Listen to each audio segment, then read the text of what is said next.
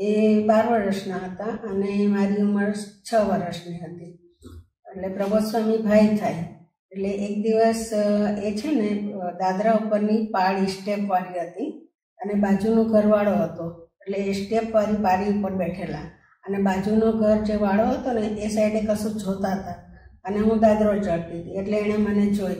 એટલે મને કે તારે કંઈ રમત જોવી છે? એટલે મેં કીધું હા. તો મને કે ઉપર આવી જા. એટલે હું બી એની સાથે જઈને બેઠી. એટલે એક સ્ટેપ ઉપર હું બેઠી, એક સ્ટેપ ઉપર એ બેઠા. એટલે મને કે હવે આ બાજુ નીચે જો. એટલે મેં એ બાજુ નીચે જોયું. તો એ બાજુ છે ને એક બિલાડીએ ઉંદર પકડેલો. તો બિલાડી ઉંદરને પકડે તો એ તો એનો ખોરાક છે એટલે એ ખાઈ જવા માટે પકડે. પણ તે દિવસે બિલાડીને કશી રમત સૂઝેલી. તો એણે શું કર્યું, ઉંદરને બે આગલા પગે પકડેલો. એટલે આમ થોડીક વાર પકડે અને છોડી મૂકે. છોડે ને એટલે ઉંદર એકદમ મોતના મુખમાંથી છૂટે એટલે કેવું ભાગે, એટલે 3-4 ફૂટ ભાગે. એટલે જેવું ભાગે ને એવું તરાપ મારીને બિલાડી પાછું એને પકડે. ફરી 1-2 સેકન્ડ માટે પકડી રાખે એના પગમાં અને ફરી છોડે. એવું એને 3-4 વખત કર્યું આવું.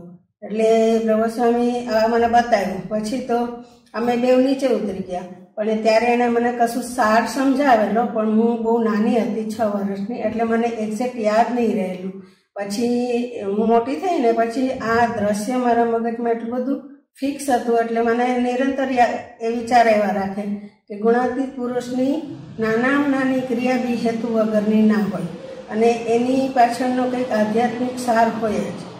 તો એટલે હું મોટી થઈને વિચારતી હતી. તો મને થયું કે હવે મને કંઈ સમજ નથી પડતી. તો હવે હું શું કરું, કોને પૂછું? તો 1-2 જણને પૂછ્યું બી ખરા, પણ કંઈ સમાધાન ના મળ્યું. પછી મેં પ્રબોધ સ્વામીને પ્રાર્થના કરી કે પ્રબોધ સ્વામી, તમે મને આ સીન બતાવેલો પણ એનું રહસ્ય શું છે મને સમજાતું નથી. એટલે 2 દિવસ પછી પ્રબોધ સ્વામીએ સ્વપ્નમાં દર્શન આપ્યા અને દર્શન આપીને એવું કીધું કે તું જે વિચારે છે ને, તું જે શોધે છે ને રહસ્ય, એ 8મા પ્રકરણની 10મા પ્રકરણની 86મી વાત છે. તો એ તું વાંચી લેજે.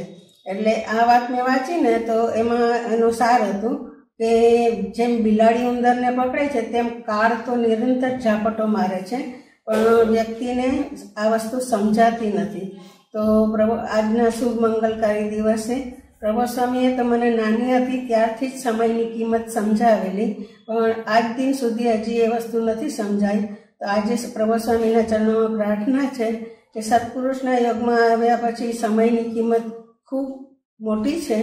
તો એ સમયમાં હું પ્રબોધ સ્વામી તરફની ઇન્દ્રિયો અંતઃકરણના પંજામાં આવ્યા સિવાય ભગતજી મહારાજની જેમ ઉત્કૃષ્ટ શ્રદ્ધાથી અક્ષરબ્રહ્મનો દેહ બાંધવા તરફ નિરંતર પ્રબોધ સ્વામી તરફ યાત્રા કર્યા રાખું, એ જ પ્રાર્થના સહજાનંદ સ્વામી મહારાજની છે.